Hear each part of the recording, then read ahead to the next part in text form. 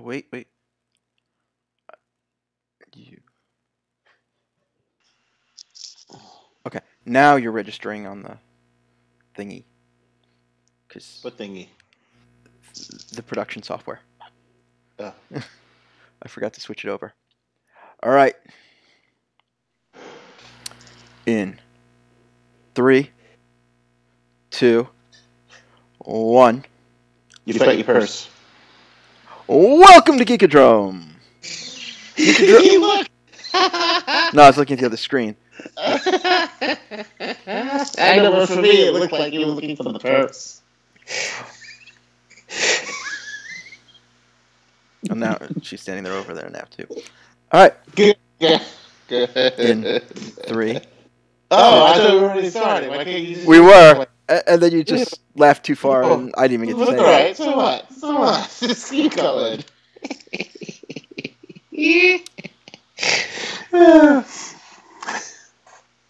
Welcome to Geekodrome. Geekodrome is the weekly roundtable discussion of all things geek. I am Jon, and I am joined by the Italian-American dream, Jon Stugots. We're shaking, baby. We're shaking and Spill baking. some water. Oh no, you're gonna fry Spill everything. some water, sorry. Don't allow No. It's fine. All right, good. So, last week we talked about the DC Universe app. Yes. And we're both positive on it and the content, especially the content that they're making for the app. I like the way it's rolling out. Yeah. I wish it was less glitchy. It's slowly getting there. Yeah, see, but it'll get there. I mean, it's new. But there's something that really stuck out to me this week when a new show premiered. So Friday, we had the first episode of Doom Patrol, which is the Titan spinoff I know we were both looking forward to. Did you get a chance to watch it yet? No. Fair enough. We'll catch up with it at some point. But, case in point in this, Brendan Fraser plays Robot Man, just like he did in Titans. But we get an origin story. And... Wait, Brendan Fraser from The Mummy? Yes. No way! Yeah. So he did I the didn't know voice. he was in it. Yeah, he did the voice on Titans. And then he's in No it. way! Yeah, and you tweeted about him this week, too, to reboot the I movie. did. That's why I'm all giddy right now. I had no idea he was in it. Yeah, and he's really good in it. But there's a slight... I don't want to say it's a problem, but I don't think we mentioned it on the show last week, but you and I mentioned in private how a lot of the content they're creating for the app is very adult nature. Yes. And we don't think this is a bad thing, necessarily. But what I'm finding is there really needs to be a delineation. Like, this is Batman the Animated Series. It's fine for kids. Yes. This is Young Justice Outsiders, where we have... It's for teenagers. Yeah. That, like 15 and over. Agreed. But now we have Doom Patrol.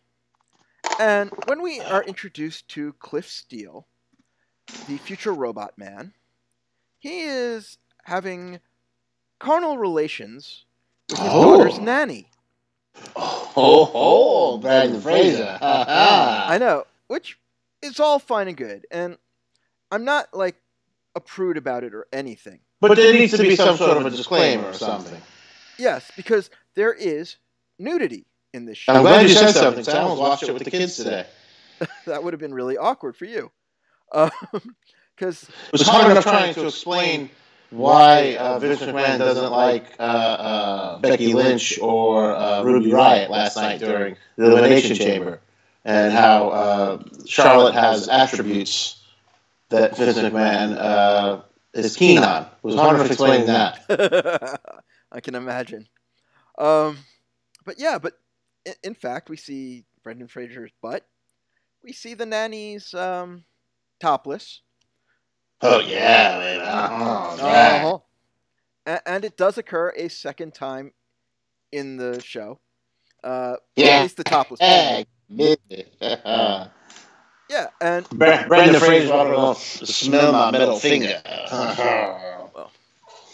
So, I don't have a problem with nudity. I don't have a problem with Right. sex in entertainment. I have a problem that they're not labeling this not for Right. kids. Yeah. Whereas on the other hand, like here is Disney like canceling Punisher and Jessica Jones, and people are like, wow, they're going to go with rated R stuff on their level of entertainment on their app. Which if they did, you know that it would be at the very least a disclaimer. On the WWE network, they have on some of the older stuff where there's blood and stuff. The blood is edited in a way where it doesn't necessarily look like blood. It's done in black and white, or they cut away.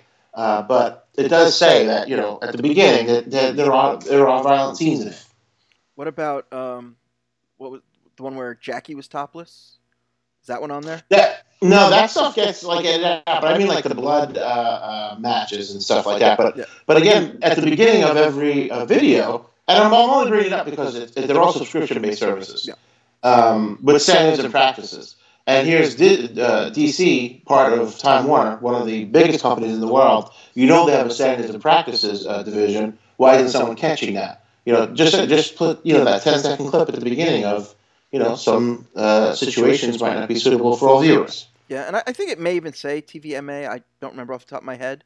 But even if they do it in small letters at the top and nobody notices it. Yeah, it's not enough. Yeah. Yeah, like, well, my hot pick later, like, is a Netflix show, and they've been writing TVMA in the corner. But even so, like, you barely notice it. Yeah. Yeah, so I really think there needs to be, because they have Super Friends on there. They have Batman the Animated Series. And then they have more adult fare, like Titans and Doom Patrol. Yeah. And it's, I love Superman the movie. I love the fact that it's on there. But you have to not make sure that those audiences don't cross over. Right. And I just kind of wanted to follow up with that from last week because it really stuck out in my mind this weekend when I watched the show. We'll go more in depth in the show later when you catch up to it in an episode or two. Okay. I've really liked it. I'm really looking forward to where the show's going. There'll be 15 weekly episodes, so we'll have plenty of time to talk about it. But since you already brought it up, Punisher and Jessica Jones were canceled today. Yeah. Did you catch up with the latest season of Punisher? Yes, I watched it all. What'd you think of season 2? Way too long, too. Yeah. I got episode 7, I was like, oh, there's only 2 more episodes. I was like, oh my god, no, there's 6 more episodes. And the multiple storylines didn't help either. Didn't help either, yeah.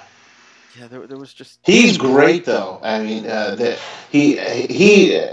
actor playing Frank Castle is the reason that I watch every episode, because he's just awesome in the role.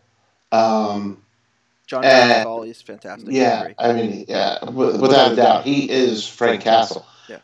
It's one of those rare instances where casting is impeccable, where he is the character like Christopher Reeve with Superman and whatnot. But and I feel like I owed it to him to watch every episode because he puts a lot into it. And even his verbalizations of who Frank Castle is, it's perfect. He gets it. Like he's nailing it.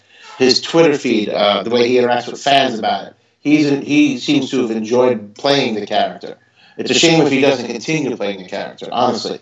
It's a shame that if this character isn't seen in a Spider-Man movie somehow or somewhere, because he's that damn good at it. But man, oh man, it was just too much. Yeah, I also like the guy who's playing Billy. Jigsaw. I could do without Billy. I don't like him in anything. He's a perfect douchebag, I what guess. else has he been in? Oh, Westworld. He was the... Oh, that's right, yes. The shitty son. Yeah, the guy who's the Man in Black originally. Yeah. No. No, not the Man in Black, but he was the guy wearing black. Wearing black, yes. Yeah, who was with the Man in Black. Yeah. I knew what I was trying to say. It just... All right. Yeah, but he plays the perfect douchebag. Yeah, he does. I think it's an original idea to not do the comic version of Jigsaw. Oh, I like that they changed it up. I do. It's just, oh man. But I like him. I like not liking him. Yeah. He's a great heel. Mm-hmm. And that's what I like about him. But if the story was just straightforward, the two of them, against each other, I think it would have been a lot stronger. I didn't And need it would have been 6 episodes. Yeah, and I would have been fine with that. But Yeah, like I would have found that. the second story with the girl, Like all that stuff with the girl, I would rather if it tied in to Kingpin somehow, that would have been interesting. rather than what's his name, the John character, the Puritan character. John Pastor or something like that. Yeah, yeah. Yeah, I mean that guy was good in the role. He was really good. He easily could have been an enforcer though for Kingpin. I'd rather have that tied into the Kingpin somehow, rather than everything else going on in organized crime. Yeah, there was just too much going on for no reason. And then Like the Corbin Burnson character, I would rather that just been Kingpin somehow. Yeah, that just was just too complex, too much story. It would have been, I introducing the girl at the beginning was fine because it was sort of here's the introduction of the Punisher again. Yeah. But you could have dropped her after like episode 2. Yeah. And moved to the real story. Dropped it to like 8 to 10 episodes. I like the girlfriend though from the bar. She was pretty cool. Yeah. Except they dropped her really quick. They dropped her really quick. I would rather somehow that would have lingered. I would rather that. Yeah. That worked. And the way Frank, even if they would have just changed it around where she was the one who was in trouble and didn't understand why she had these people coming after her. Kind of like enemy of the state type of thing. Rich landowners wanted the land that the bar was on because something. But she didn't know. She doesn't understand why they're after her. Yeah, and again, it could have even keeping it to 2 episodes would have been fine because really all you want to see is the showdown. Yeah. And running it for 13 episodes, just too damn much. Yeah, so unfortunately, it's over. I'd love to see more John Barenthal as Punisher. Yeah. And then Jessica Jones as well is gone. Oh. Yes, and as you pretty much said on Twitter, good riddance. Good riddance. Yeah, you're not a fan. I think no. I thought the first season was all right. Not as big a fan of the second season. I'll watch the third, but it's I would almost say it's one of my less favorite. But then there's the first season of Iron Fist. Yeah, that's perfect. That's the perfect least favorite. The second season's decent. Yeah. Second season was decent. That first season, oh my god, it's painful to watch. But yeah, I liked all the main characters as those characters because they personified those characters. Definitely, as they were in the comics translating to film. Yes, without the casting and the acting was great. Yeah. So I have to ask, have you ever read a Jessica Jones comic book? No. Yeah, that's pretty much how she is in the comics. Alcoholic, bitchy. It seems like it. But for someone who's a kick-ass chick with superpowers and an alcoholic, it's like she's so not cool. She should be so much cooler. I think she's more cool in the comics. She has all the character attributes that I admire in a person. Alcoholism and super strength. And she likes coffee and she likes whiskey. I mean, come on. And she likes beating people up. It's pretty cool. It's a typical Saturday night for Stugots. Yeah. Well, yeah. Season 3 is coming soon. You won't watch it. I will, which means we probably won't talk about it. But I'm kind of sad to see these shows go.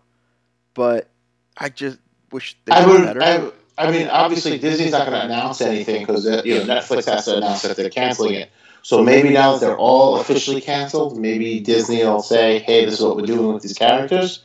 But I doubt it because you still have season 3 of Jessica Jones. And when does that drop? No date yet, but we can assume March, April at the latest. So let's just say it's April. All right, so it's the summertime after Avengers buzz dies down that Disney announces what they're going to do with these characters. Hulu openly has said, we'd be more than happy to work with Marvel on them. Of course, who wouldn't? So we'll see how that goes. Besides Netflix, apparently. So Disney Plus is going to be family friendly only. They're going to push the more adult stuff to Hulu, which they own. I don't know the percentages off the top of my head, but they will own a shitload more of it once they buy Fox. Yeah. And fingers crossed for an X-Men TV series. X-Men, it'll be perfect for, 10 episodes. Yeah. I think a movie is a little tough for a team like that. But but one of our favorites is coming back, and I don't know if this is good or bad, but Breaking Bad is getting a sequel movie straight to Netflix, and then after that, sometime will be on AMC, the original home of Breaking Bad. But he died. This will be a story about Jesse. Oh, I have no interest. Yeah, that's all they've said so far. Yeah, I won't watch. That's all I need to know. Thank you very much. I don't know. He doesn't annoy me as much as he does you. Yeah, I mean, the whole thing, it was a very good series. There's no doubt about it. I just was so let down by, hey, this guy's a genius, and he keeps making mistake after mistake after mistake. And I would rather have been when he actually became the kingpin of meth and became a drug lord and had a drug war with more than one person. It was just all centered on the fact that he's fucking inept. Yeah, fairly much. I mean, he was just a high school chemistry teacher. Let's be honest. I know, but Jesus, I don't know. I wanted so much more out of it than it was. Yeah. Well, I mean, Better Call Saul is still pretty kick-ass. Better Call Saul is one of my favorite shows of all time. Yeah, and that should be back in like 2 months, something like that. They would have to drop the ball tremendously for the next 2 seasons of it to lose my affinity for it. Now, do you want to see it go much longer than 2 more seasons? A selfish yes, but no. Because we're getting... We're in the middle right now. I want to see the beginning. It should have a beginning, middle, and end. And I mean, it shouldn't go on for 8, 9, 10 years. I mean, yeah. So we're going to see season 5 later this year. Breaking Bad itself only ran 5 seasons. Right. Oh, so then 1 season. This should be the last season then. I'm fine if it goes 1 or 2 more. But I'm getting to the point where I'm getting to the point where I want to see the ending. I want to see how he ties into Breaking Bad, and we kind of kill it. Yeah, and it's more of I like endings. I like to see that third act, and a lot of TV shows don't go there for multiple reasons. No, yeah, it's very difficult. I'll never forget the ending to the book Get Shorty. The last page is how shitty movie endings are because no one wants to do an ending. And the last line of the book is fucking endings said by Chili Palmer. And it's like, yeah, this is, Seinfeld's a great example. Like, The Sopranos. Like, hey, and I never had a problem with The Sopranos ending other than, well, we're going to leave it open in case we want to make a movie with these same actors and these character roles. And it's like, well, then it's not a fucking ending. You guys are just taking a break and don't know when you're coming back. And they're doing a prequel instead. Right, now you're doing a prequel instead. So would that have changed the artistic vision for the ending for David Chase? Yeah. Well, I don't like the ending because there's just the build-up sucked. Yeah. I mean, that last season was bad. When you take it at the face value, okay, of it being an ending, where Tony Soprano talks about, well, you never know. There's nothing. You don't know anything. Just boom, it's over. It's like, okay, so it made sense because we don't know what happens when it's the end of your life, and we don't know what happens at the end of that story. We just have to assume that he got killed, and that's fine. I have no problem walking away thinking about something. But when you say that you made that ending open-ended so that you could return, it's like, well, to me that sucked the life out of it. And that's why I think endings are always rough. Yeah, I mean, so just the first thing that came to mind was Star Wars, where we have the original trilogy, original trilogy only.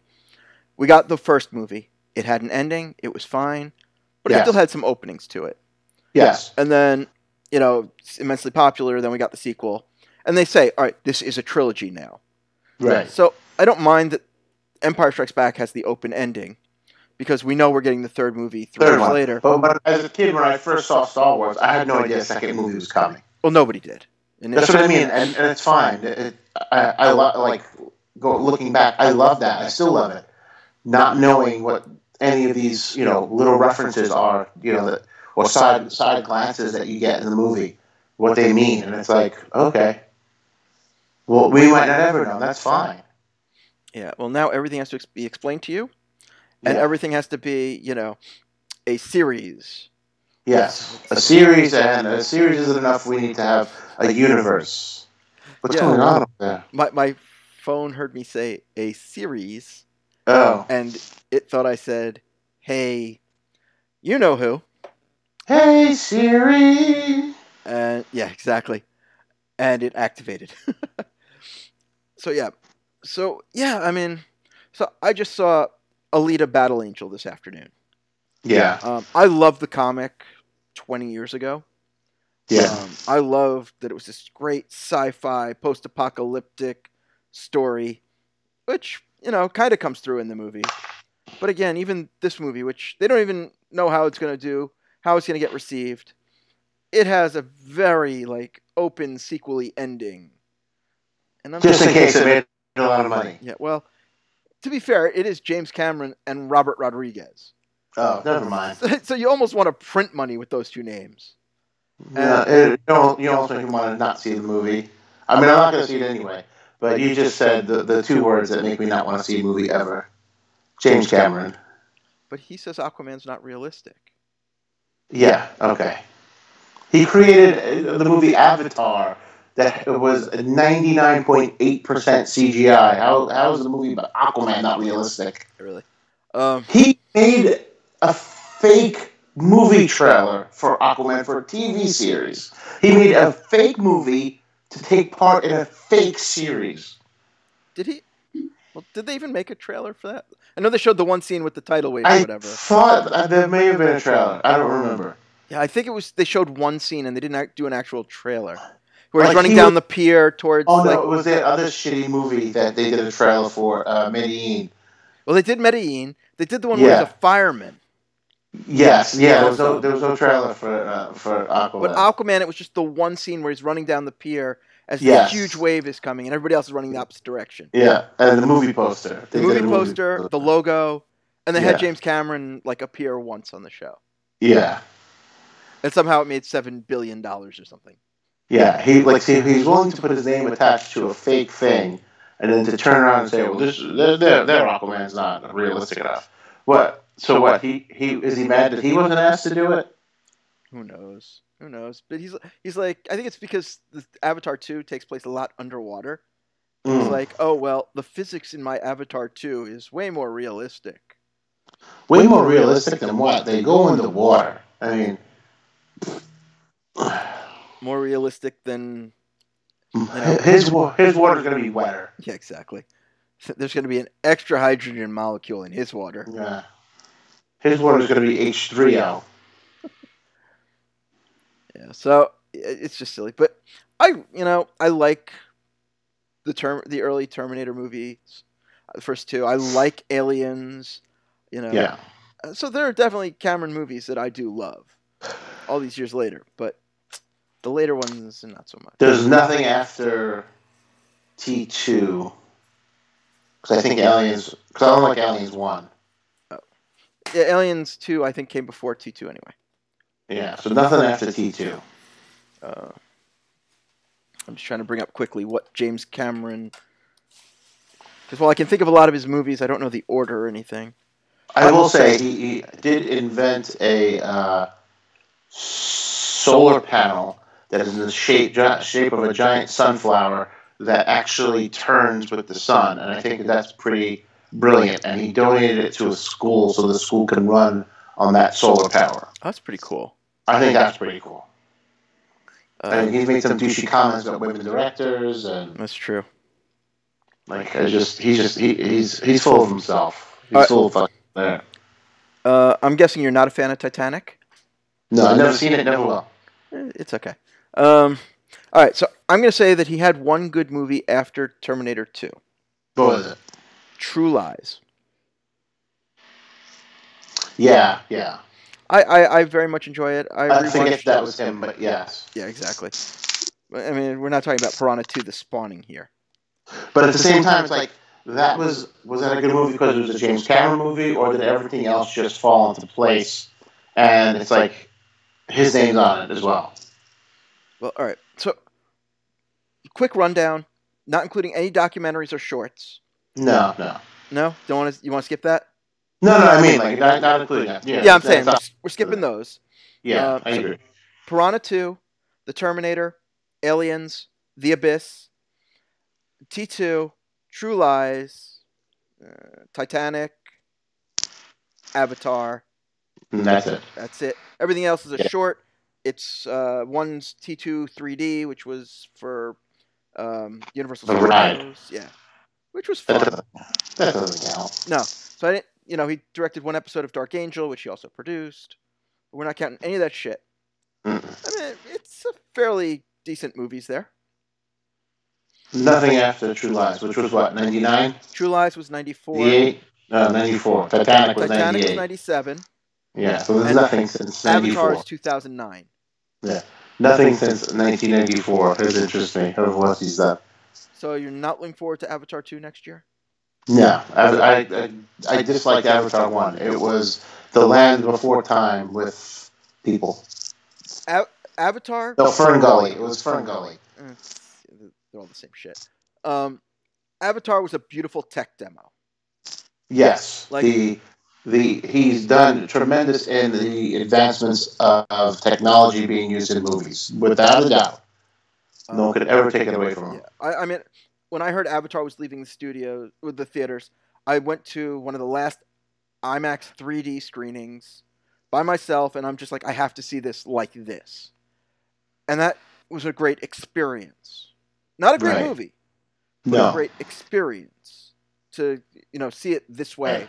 With the Did you care about any of the characters? Oh, hell no. Exactly. And I've caught parts of it on rewatch on cable. And what kills me is that one of my favorite actors is in it, Stephen Lang. He is in it.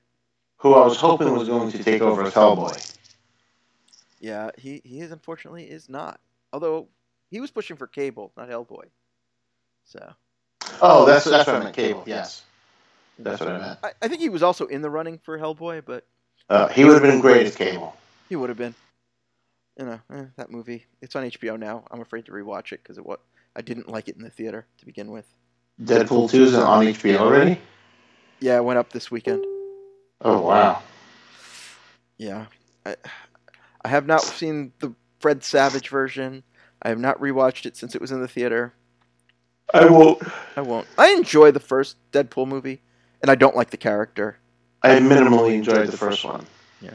And I've rewatched it in bits and pieces on cable, and I really, I can enjoy it for what it is.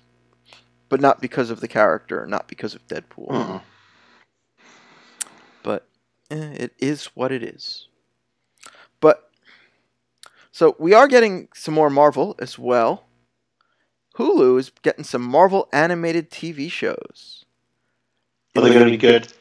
Well, So I'll tell you, I seen a preview for the Black Panther cartoon, for like an upcoming episode. Oh my god. I mean, I know it's for kids and all, but man, it doesn't have to suck so bad. These kids still need to get entertained. I haven't seen that one. Oof. All right. Oh my god. So first I'm going to tell you what the shows are. Then I'm going to tell you who the showrunners are. This is not saying... Oh, that's annoying. All right. Well, first we're getting Marvel's MODOK. Okay. Based on the giant, floating head thingy. MODOK TV. I'm afraid to ask what that's going to be like. I do have a quick question. Yeah. Wasn't Shatterstar, right? Or the dude from there that beat him? It's like who's like the hero in MODOK? It doesn't say. I think you're thinking of Mojo. Oh, okay. The Mojoverse, where Longshot and Shatterstar are from. Oh, yes. The big TV world. Yeah, no, yes. MODOK is the creation of AIM, and he's sort of like one of the honchos there that after they created him genetically. Oh, sorry. Why mistake that? Yeah, I know he's the one with the big head with the really small body, as opposed to the giant-legged scorpion thing where he's big and fat. Oh. This, according to EW, this new show will focus on MODOK's struggle to maintain control of his evil organization and his demanding family. Aw. Yeah. After that, Stupid. yeah, Pass. exactly. After that, we're getting Marvel's Hit Monkey. It's the story of a wronged Japanese snow monkey who is mentored by the ghost of an American assassin and uses his skills to cut a wide swath of revenge through the Tokyo underworld. Well, then, if you don't like that, I have the show for you. Okay. Marvel's Tigra and Dazzler show. And it focuses on the two title characters who are, quote, woke superheroes. Can't I just have an enema instead? As they try to break big in Los Angeles. I would rather you give me a Listerine enema. Well, all right. How do you feel about Howard the Duck? I like Howard the Duck. Good. Because all right. You got my interest here. Okay. We're getting a Howard the Duck show. What's the premise? What's the premise? According to EW here. Yeah. It focuses on the travails of the talking duck character. Okay. First created by Steve Gerber as a play on a classic funny animal character trapped in a world he never made. Okay. I like it. I'm in. You know, it's pretty wacky and whatever, and it'll be That's fine. I don't know if they're leaving it in Duck World or he comes over here like in the comics. No, he goes over here and Lee Thompson? Yeah, Lee Thompson could be the girlfriend again. Yeah, I'm all in. I think they keep trying to forget that George Lucas movie, but then again, when Chip Zdarsky was writing the book, I want to say it was 2 years ago now. He actually had Leah Thompson in the comic for 2 issues. Oh, that's cool. So cool. Okay. Which, by the way, I will highly recommend the Chip Zdarsky run of Howard the Duck. Okay. That was a lot of fun. It's on the Marvel Universe app. But here comes the best part of the Hulu series, and I know you're going to love this part. I'm in, baby. I love it. They've announced the head writers / showrunners of all of these shows. So for MODOK, Patton Oswalt is writing and producing MODOK alongside Jordan Blum and Marvel Television chief Jeff Loeb. Okay, whatever. Jason Blum is the guy who does all the... Or Jordan... Is Jordan Blum the guy who does all the Blumhouse, or is that Jason Blum? I'd need to look that up. I thought his name was Jason, but that's who's on that one. I kind of like Patton Oswalt. All right, whatever. It could be funny. But the executive producer and writer on Tigra and Dazzler is Chelsea Handler. Ugh. Alongside. Oh my god. And with her will be... Is she even a fan of these, or is it just like, hey, I could do this? I don't think so. Alexa, stop. I don't know what the hell just triggered that one. Now, she'll be alongside Jeff Loeb and Erica Rivinova. Erica Badu. Well, that's one. All right. Well, that's going to suck. I have more faith in Patton Oswalt there, because I know he's a comic book guy. Yeah, he very much is. And he's involved, him being on Agents of S.H.I.E.L.D., and he'll know the inner workings. I'd probably give that more of a chance now, knowing that he's attached to it. It doesn't say who's attached to Hit Monkey, so... They don't want that name released. But... The man... Ooh, Howard the Duck. Howard the Duck, your favorite show. Yeah, I'm all excited, because I'm looking forward to this now. Come on. Now, in addition... Jon Favreau, baby. Jon Favreau. In addition to Jeff Loeb, who obviously is the Marvel guy over all this. Come on. You say Jon Favreau. There are 2 writer-producers attached to Howard the Duck. All right, Jon Favreau. Now, one's a name you're not going to know, because I don't. If you know it, I'll be impressed. Dave Willis. No. Willis? What are you talking about, Willis? Go on, Jon Favreau, right? Huh? And... Yeah. Favreau's busy with The Mandalorian. Anyway, hey, it's the same company. He can do it. He's talented. He's from Queens. He could, but it's not him. But you're close. It's not Queens. It's just over the Hudson River, New Jersey's own What? Kevin Smith. Oh, fuck. Where's my gun? And all of these series will culminate in the end in a series called The Offenders. Oh, so it's all going to tie in. Of course. So I'll be passing up on all 4 of these. Were there 4 or were there 3? 4 plus the overarch. 4? Yeah. So we Yeah, again, I'll skip all 5 of these. MODOK, Hitmonkey, Tigra and Dazzler, and Howard the Duck. So essentially, my statement of last week of we're never going to get like this where we're at right now with the quality of stuff that we're getting, like with Infinity War and Endgame and all these movies like leading up to it. We're never getting that again. Is going to be true because they are going to kill this genre. Yeah, they are churning with a lot. Way too much content. Yeah. I mean, every comic book now is pretty much optioned. And it's fine. It's just do it right. And it sounds so dumb. I mean, why are we optioning stuff that sucks? Because we can. Man, oh man. I mean, is there any property that hasn't been optioned that you'd like to see optioned? I don't even know anymore. They're killing me. Honestly, I'd like to see a Nightwing thing. Which has been talked about. But I don't know if that'll ever happen. I would love to see the Sandman, but they'll ruin it. They'll ruin it. So just leave it be, because you'll ruin it for me. I don't know. I think Sandman is done as like a TV series. Like, it would have to be a series. Yeah. Seth Rogen and I'm blanking on his partner's name are doing with Preacher. Yes, no, they're doing great work. They are doing the Lord's work with Preacher. They are. But something that's not optioned, that hasn't already been said is going to be optioned.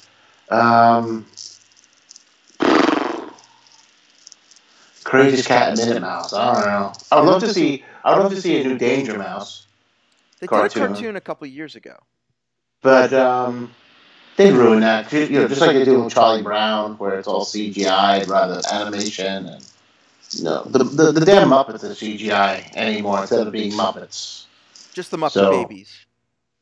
Yeah, no, I don't want to see any of this. They're ruining all this stuff for me. I'm going to start watching old Western movies and become my dad. Yeah. I mean, I'm very happy that one of my favorite comics from the 90s became a movie. It was good. It wasn't great, but it was beautiful to look at. Which one? Alita. Bring it back to Alita Battle Angel. Or Battle Angel Alita as the comic was. I don't.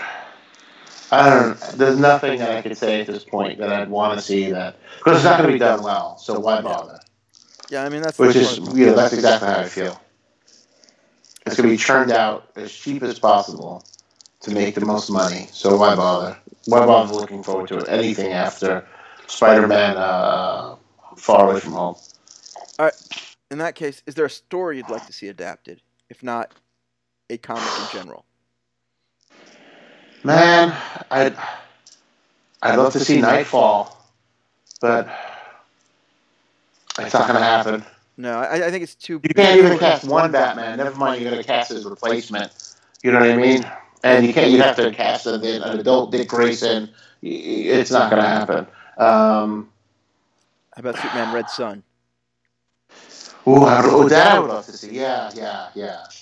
I was such a fan of that. The comic book, the stop animation thing that was on iTunes when iPod Video first came out. Mm-hmm. I mean, I know it's 10 years ago now, but that was just awesome to me. I love that.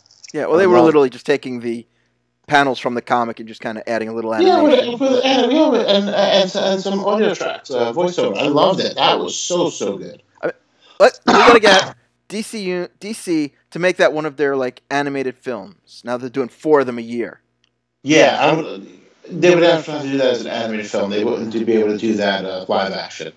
But I like that better because then it's not part of the whole movie continuity. People don't look at it the same way. Yes, and you can do more. I think the limitations are much less. Yeah, on the animation. So, yeah, we'll see what happens. I'm surprised they haven't done that story at this point. But you know what comic that was one of my hot picks is getting the animated treatment? What? Batman, Teenage Mutant Ninja Turtles. Yeah. That should be fun. It was a fun comic, beautiful art. I'm in for the animated. And I didn't even know that they'd done a sequel to it. So I need to check that out. I saw it in the announcement. People were talking that they had announced a third series as well. And I didn't even know a second one came out. Oh. So I have something new to read as well. So that'll be fun. Anything? Let's see. On the rundown, we have Frozen 2 got a trailer this week. Okay. Yeah, exactly. I'm not a 4-year-old girl. I don't care. You're not? No. The animation looked pretty. I'll just say that. Mm. Undertaker will be at Starcast 2. Dude, this is such a big deal. Okay. Mm-hmm. I don't think you got it when we were talking about it in private this week. I know it's just a Starcast, and it's just going to be an appearance. They haven't said if if he's going to do a meet and greet or autographs or whatever, or if he's going to be in the ring for an interview. But Sting does a lot of these appearances too, and I know he hasn't been announced yet. But what if he is announced for it, and as Undertaker's leaving, because he's going to be there for about an hour, as he's leaving, Sting comes to start his hour. Okay, and they do that face to face in the ring, right? They're like this, right? Mm-hmm. You looking? I'm looking. I see you. I see you. Yeah, they're like this, and that immediately sets up their match for the third All In event. It'll be the match so big Vince McMahon couldn't bring it to you. Well, you'll be happy to know that Sting was announced on February 4th. I didn't even know that. You see? I didn't either. I'm just Googling it now. The stars are aligning. It's fate. It's fate. It's going to be gigantic. Ginormous, even. This is going to happen, and everyone's going to be like, hey, how come no one realized this was going to happen? I'm telling you, it's going to happen. I think that would be awesome. So, is Taker really fully going to be out of his WWE contract? If he's doing appearances, he has no plans for WrestleMania. This is all unheard of for him to do. You know, obviously he won't be able to appear as The Undertaker, but he could appear as Taker, and he could do the biker gimmick, which I believe he owned the rights to. This is why he went from being the Dead Man Undertaker to the American Badass, because at the time he was going to leave WWE when his contract was up and go to WCW as being more callous again and as the biker gimmick. Now, but they're saying it's Undertaker who is booked. I don't know how that's all working out. Yeah, so I just know that it's. I want to say it was Sports Illustrated that made the first announcement officially. Yeah. And they're calling him the Undertaker. Yeah. I don't understand how any of that works, because as far as I would be thinking would be, hey, WWE owns the rights and licenses and trademarks to the name Undertaker. He hasn't changed his name legally to the Undertaker. But man, this is exciting. I'm not like a crazy fanboy for All Elite Wrestling. I do like Cody Rhodes. I'm a big fan of him and the Young Bucks, and for what they're doing, with that whole DIY mentality. I'm actually fans of that because of that more than anything else.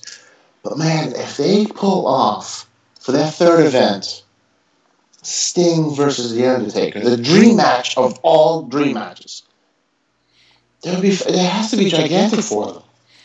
Yeah, and I mean, Conrad Thompson, and I quote in Sports Illustrated, I know people might assume this is an AEW event, but that's not true. Said Starcast founder Conrad Thompson, whose convention is a weekend, blah, blah, blah. Who gives a shit about that? We have wrestlers appearing from every promotion from all over the world. And but how many are actually WWE legends that are kind of active? I don't know. I don't know the whole list of who's going to be Nobody. there. But Nobody. For the first Starcast, guys like On Anderson, who were backstage producers, couldn't appear at Starcast. yeah, that makes sense. Yeah, I don't Rick, I know he had a previous engagement, but he's going to appear at this one. It's not going to be promoted because it can't be. I believe that Conrad Thompson has already publicly said that Flair will be there. Right, but I don't think they can publicize it. Oh, okay. Like, they can't promote the fact that Ric Flair's going to be there. Ric Flair just shows up. Okay, but Rick is a make good. Arn Anderson couldn't appear as the first one. He's just a backstage guy. Okay. Yeah, so Rick, Conrad said on one of the podcasts that he does that Rick is a make good from last year. Like, he had a personal emergency and couldn't make it, which is fair enough. Well, what it was that he canceled an appearance at a Comic-Con because of a health issue where he was in the emergency ICU for like 2 weeks. So then he made good on that last year during the first Starcast by appearing at that event for them because they had already paid him for that first one. And they had said, no, don't worry about it. And he's like, no, my word is my bond. Yeah, thank you. I couldn't remember exactly what it was. So they said that he's coming as a make good. But they've, it's true. They haven't done any promotion for him. So, we'll see what happens. But, so far we haven't been invited to Starcast. I don't know why. No, I don't think we're going to be invited again. I think we're going to miss us. I think we're being blackballed for some reason. Oh. We're going to have to file a complaint somewhere. I don't know why we would. I don't know. What did we do? What did we do? Did we do something to piss off Conrad Thompson? Is that what it is? Maybe because we don't have listeners, and they want people who have like fan followings to come. No, that can't be it. And we don't have fan followings. That can't be it. Mm. It's because we won't pay them. Is that too?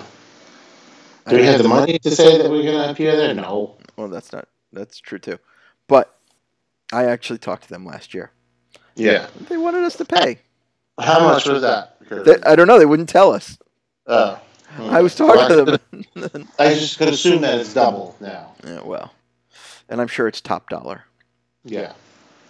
So, unless StarCast wants to invite us, we probably won't be there this Memorial Day weekend. Yes. We'll be a SugotsCast. Exactly. We'll do our own. We'll have our own podcast festival with hookers and blackjack. In fact, forget the podcast festival and forget the blackjack. Just get the whiskey. But speaking of which, I'll be appearing at the beer and food fest in Tampa this weekend. I'll be doing a special thing. Beer. Let me bring it up. I think it's I can't find it. Oh well, I had it saved. I had it brought up, but it's gone. It'll be on the Geekodrome at Geekodrome Pod Twitter, so you can find out where Stugots will be this weekend if you want to. Yep, it's the Beer and Food Fest over in Tampa. There you go, the Beer and Food Fest in Tampa. Yeah. So you can get all of your merchandise signed from the Eat Up Show, the Geekodrome. If you want to go back, the Experience with Don Stugots. Oh, if you haven't done the Experience with Don Stugots t-shirt, I'll give you $100. It's a collector's item. It's a collector's item. Yes. I have one somewhere. Abby was walking around the house with one the other day. Nice. The show's older than she is, but No, it's not. Oh, okay. She's 15. Almost. Almost. I'm like, where did you get that from? She's like, oh, from one of the shelves in your closet. Like, what the hell? Isn't that where you keep the $100 bills? That's where I keep the old Playboys. Oh, that too. That's important too. Yeah. So, that's really it for the stories this week, which leaves us down to one final thing. Oh, we say goodbye.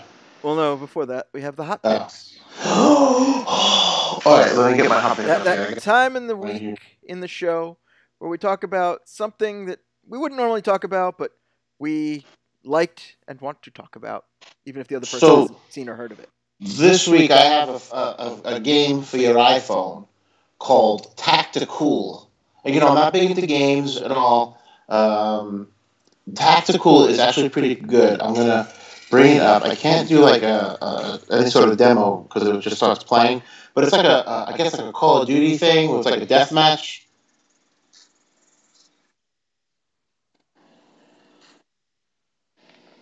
You gotta go. Is you okay? No, she is having trouble working the iPad to Oh, watch you have, whatever show she wanted to watch. you have to touch the screen.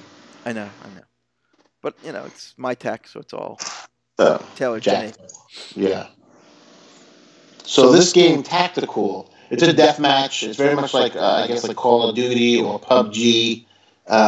You're in a team of 5 guys. And you got like 3 minutes, and you get weapons and whatnot, and you can upgrade them. It's a pretty fun game. And again, I'm not a big game guy. You never really hear me talk about games. This was pretty fun to play on my iPhone. You can get it in the iTunes store. It's called Tactical. Tactical, cool. I'll have to check that out because I've played PUBG now and again on my iPad. Yeah. And it's fun on the iPad, but I haven't had I don't play it on the iPhone. I don't like it as much on there, but The problem with PUBG for me on the iPhone was that the screen, even on the X, is that it's still too small. I'll agree. Like you have to be able to see guys far away on PUBG, so you get to jump on them, And on the phone you just can't do that. Yeah, the iPad you can, but you need that bigger screen, that 10-inch screen. Yeah. I had the kids kicking my ass in that game for weeks until I started playing on the iPad, and then they're like, "Oh, you got good." I'm like, "No, I took my iPad back. You play on the phone." Yeah, us older guys, we need the bigger screens. I'm the one who's blind in one eye. Yeah. So my hot pick this week is a television program that is an adaptation from a comic book. Ooh. Called The Umbrella Academy. Okay. Originally created by Gerard Way of My Chemical Romance and Gabriel Ba, who fantastic artist. And they have this this is now a Netflix series about on October 1st, 1988, 43 women spontaneously gave birth. Oh. But none of them were pregnant prior to this. Ooh. Lucy, you got some explaining to do.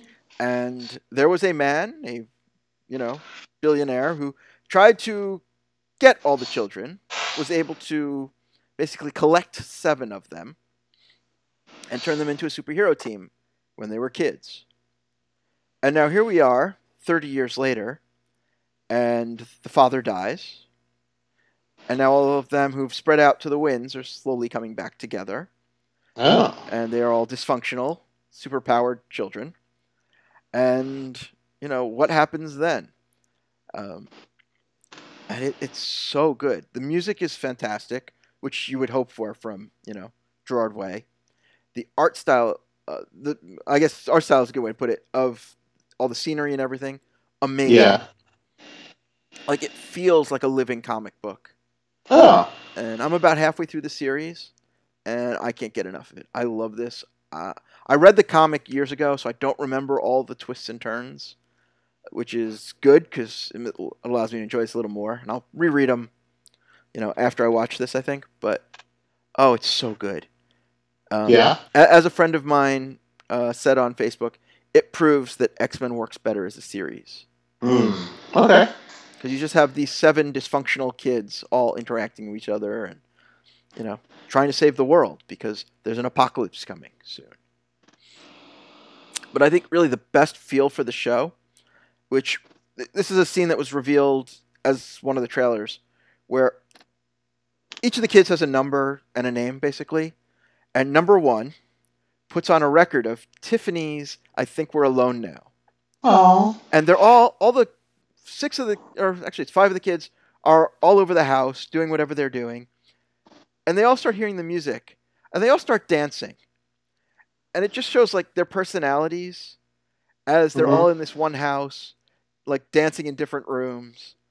and it just shows like how much fun this series is until like the real story happens literally in the next scene Yes. when the one who's called Number Fives comes back from the future and is trying to save the world and trying to get the others to help him.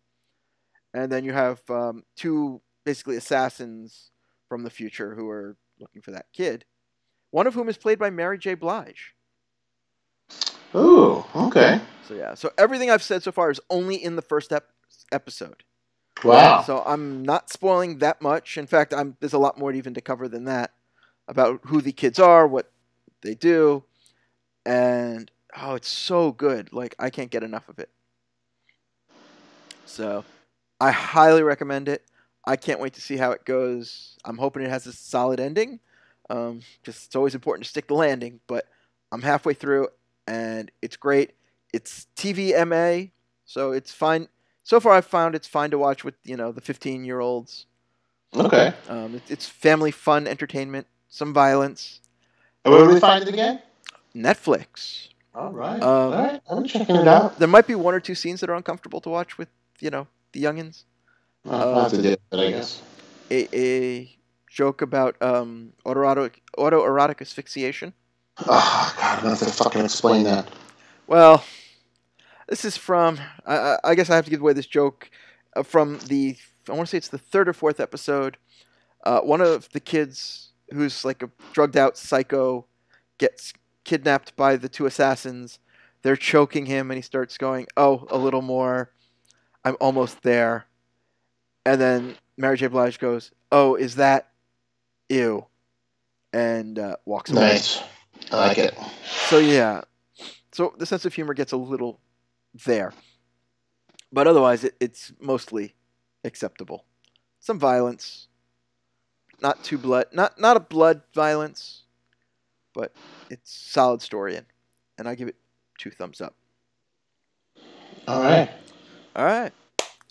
So to tune into more Geekodrome, we are live on twitch.tv under the name Geekodrome. If you just want to get this audio delivered right to your ears, we are on iTunes. So subscribe. Become right to your favorite device. Oh yes, we're also on all the other channels where you find, but wherever you find podcasts. iTunes is the big dog. Ones, like this one. Yeah, iTunes is the big dog, so we roll with that. Yeah. We are on Twitter if you want to catch up with us at Geekodrome Pod, on Facebook at Geekodrome Podcast. I am Jon, and I am on Twitter at JustJon. Stugots over there, he is at Don Stugots on Twitter. Yeah. And you can catch him cooking very soon again on the Eat We Up. did did the Eat Up show the other day. And that's why you should be subscribing on Facebook to the Eat Up. So you can watch Stugots cook. I'm just looking up the event info again.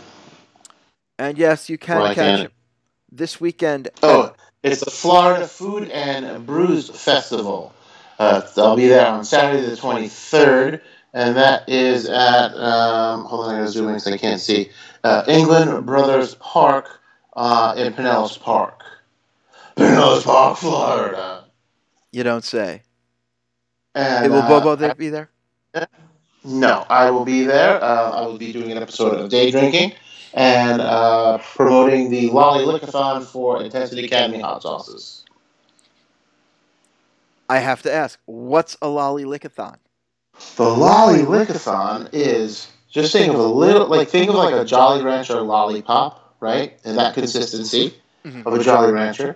But the hottest lollipop ever. The hottest peppers ever. Like a couple million Scoville on the heat scale of Scovilles for peppers.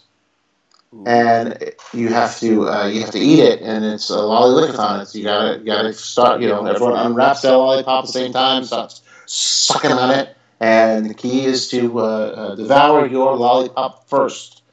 Will you be competing in this? Crying. No, I am not. I am not going to be competing in this, but it is awesome to see. I will give you guys a breakdown of it. I have tasted the lollipop before. And were you able to taste anything for an hour afterwards? No, because what happens is because it's sugar based. The lollipop is. After a few, like let's just say 30 seconds, that sugar's gone, and all it is left now is that hardened peppers. And let me tell you, the lollipop itself gets jagged, and your tongue starts getting ripped open from this thing. Yum. Yeah, and you win a big trophy if you do it faster than anyone else. And yeah, I was trying to get you to do it in New York a couple of years ago. You and Joey, but you said you wouldn't go to the event. No, I wanted to go. I had something else that week. Yes, but I want you guys to do the lollipop. At least taste it. You have to do the lickathon. At least taste the lollipop. Yeah, no, I wanted to go to the hot sauce thing here in New York, but it was on a weekend when I had something else, and I don't remember what it was because it's, God, how many years ago now? Oh, it was like 3 years ago now. I want to say it's even more than that. But maybe. All right. So if you want to hit up the Lolly Lickathon, let us know how you do. We want to hear all about it. Mm-hmm. Twitter, Facebook, Twitch. I might send you one. Oh, if that happens, I'm doing it live. Live, baby. Maybe we should do that on Twitch one night. I will send you one, and we'll both do it on Twitch as a whole separate thing. Sounds like a plan. And we'll have some new stuff coming on Twitch in the near future because next week is episode 100. Oh, snap. We have been doing this for so long. Yeah. All right. So at this time, we look to the sky. We point at that big WrestleMania sign. Okay. I don't know if I'm pointing the right way. And because we had 30 years as of yesterday, catch you later, Bill and Ted. Party on, Wayne.